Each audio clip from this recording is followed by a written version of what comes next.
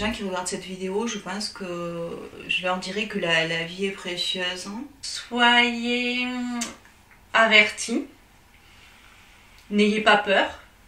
Se battre, garder l'espoir à toute fin utile, y mettre toute son énergie, même si il y a des moments où on n'en a plus beaucoup, parce qu'on est à raplapla suite à la chimio ou d'autres traitements, mais y jeter toute son énergie dans le combat, parce que le combat n'est pas perdu d'avance. Qu'il faut en profiter. Et allez voir votre médecin quand vous sentez qu'il y a quelque chose qui ne va pas. On ne doit pas avoir honte d'être malade du poumon, même si on est fumeur, on n'a pas à le cacher, on ne mérite pas d'être malade et c'est pas de notre faute. C'est de sortir du bois et de se montrer un petit peu. De montrer qu'on peut très bien vivre malade avec un cancer du poumon, même métastasé du cerveau, et qu'on peut se maquiller et porter des escarpins talons aiguilles, et que ça ne se voit pas dans la rue. C'est de sortir du bois. Écoutez, prenez la vie comme elle vient. De toute façon, on ne peut pas changer son destin il est là.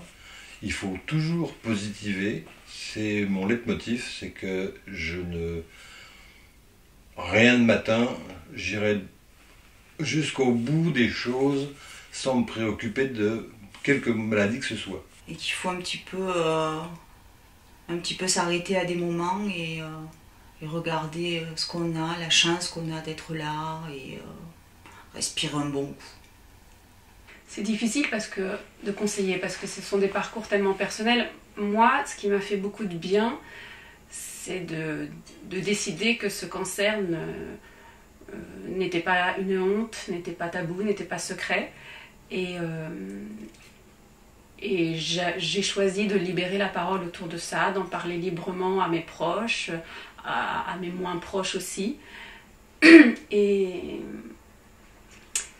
ça me libère un peu de ce duel que je mène, de ce combat que je mène face à cette maladie. Un combat à armes inégales, je trouve.